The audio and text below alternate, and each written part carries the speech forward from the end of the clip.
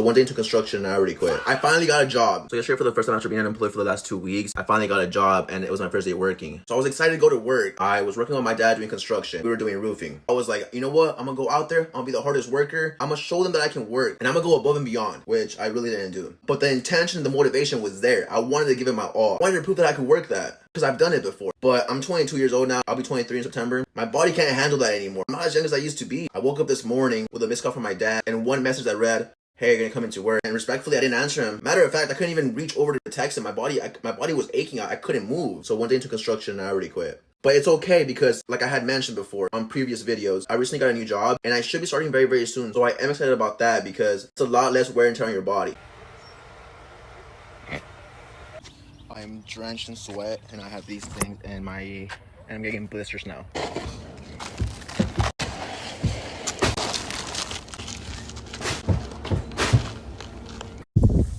Okay.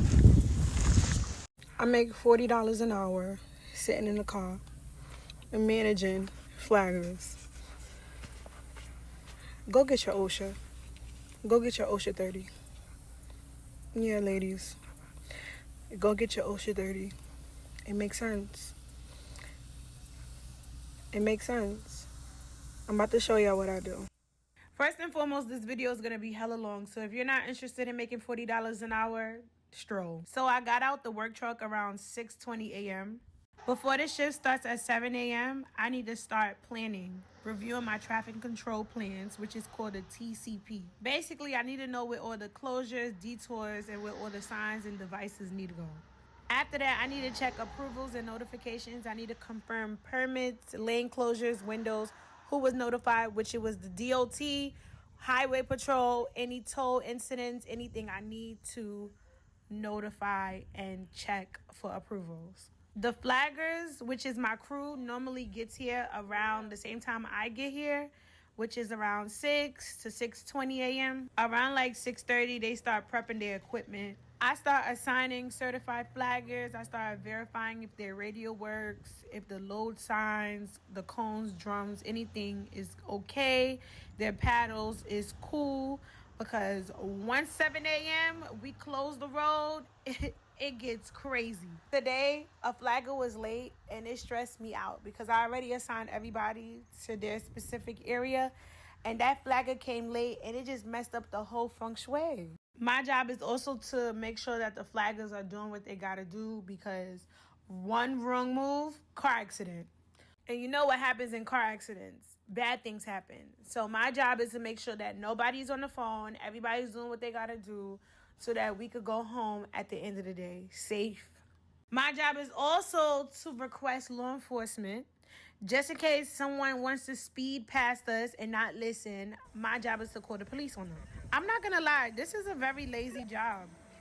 But all day I was sweating. Why? Because I had to walk the zones periodically to fix knockdown cones because people was driving by and knocking down the cones with their cars.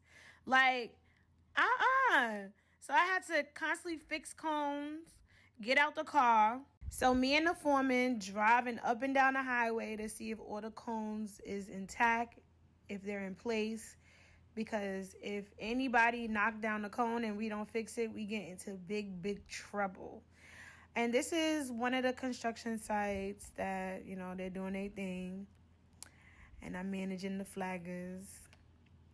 It's pretty much a lazy girl job. This is why I want y'all to get into the trade so that y'all could be lazy girls and get $40 an hour and plus. Get your OSHA 30, y'all. Like, I'm just looking up and down the highway pretty much all day. That's my job. And checking on the flaggers to see if they're not on the phone, if they chilling, what they doing. And stopping the traffic. So if y'all want to get into this field or just get this type of job, let me know in the comments. Like, ask me questions. I'm going to try my best to answer it. Y'all know I go live.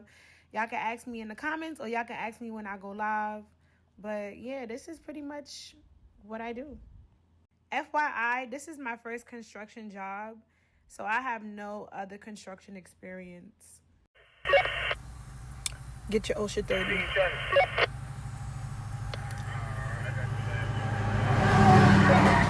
Get your OSHA 30, ladies. You work smart, not hard. Y'all saying nobody hiring y'all. There's a hiring freeze. Not in trade, not in construction, not in general construction, not in industrial construction. They hiring women like crazy. My school put me onto this job, so let me know if y'all need some more information. But the most important thing is to get your OSHA 30. Whether you gotta go to school, take a class, get your OSHA 30.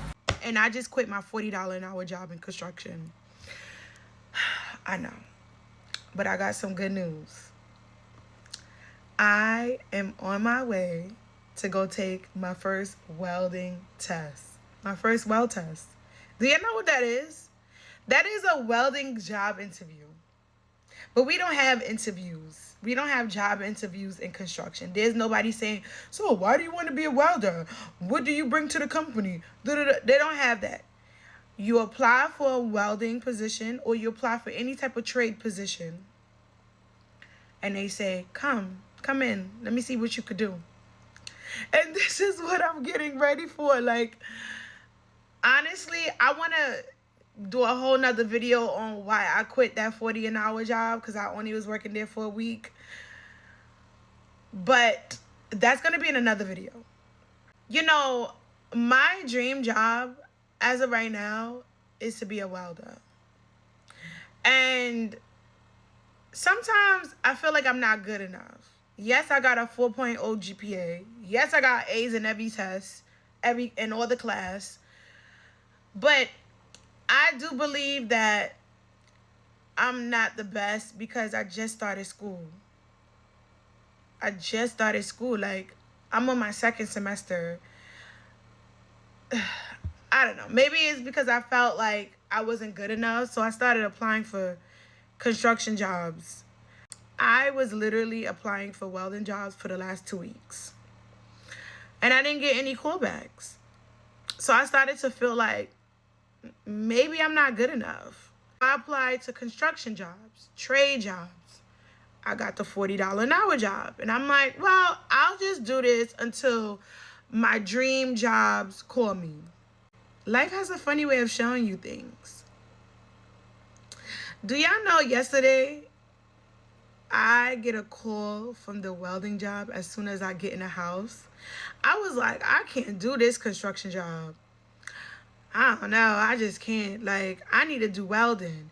And I get a phone call saying, is this so-and-so? I say, yeah. They're like, okay, you know, we've been looking at your resume. We looked at your application. We want to call you in to do a weld test. My heart dropped. It dropped, y'all. So get ready with me to go take my weld test. That flammable shirt that I always wear. Because why would I not? Carhartt, like, to the socks. These are my two favorite bandanas. I think I'm going to wear this one. This screams, she's a welder and she knows what she's doing, right? And the reason why we wear bandanas and stuff like this to protect our hair. I feel like I really got to give y'all the rundown. I'm not going to lie. I'm extremely nervous and I got to give y'all the rundown. I just love the fact that you don't get judged off of a job interview questionnaire. Ugh. So, why do you want to work for this company? I despise jobs like that. That's why y'all got to get into trade, because trade don't give a shit about none of that. As long as you get in the building and you show them your skills. Oh my God. I'm so excited. Put on my jacket.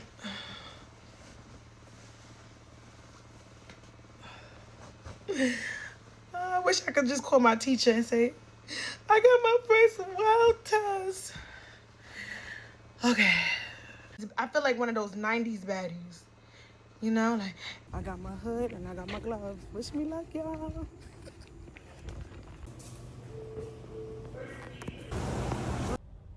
I got the job! Woo! I make 6 figures now at welding. I got the job. 6 figures. 6 freaking figures! So I've been thinking about this for a long time, and if I'm honest, I've been putting it off because, you know, the security aspect of having a full-time job, you know, a steady wage, it's been my normal for over a decade. But the time's come, I'm handing in my notice and I'm quitting scaffolding.